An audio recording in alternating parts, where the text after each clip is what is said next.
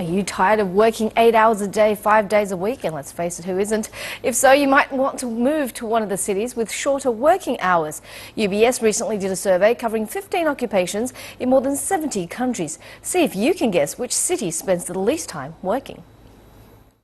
If you're in search for a shorter working week, a study by UBS has uncovered just where you should move to.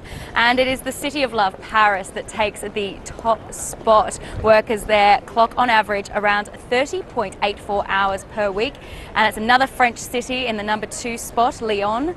Then we move across to Moscow and Helsinki. Here in London, we came in at 17th, clocking an average of 33.46 hours a week.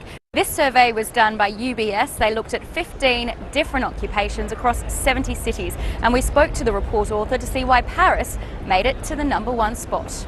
That has a lot to do with the fact that France has introduced the 35 hours a week in 2000. So that was a political decision to bring down working hours from 39 at the time to 35 hours per week.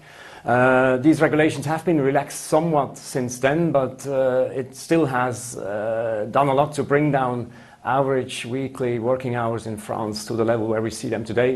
And in fact, the EU has set a maximum weekly working limit of 48 hours, including overtime, which is why many countries in the top 20 are European. But let's take a look at the opposite end of the scale.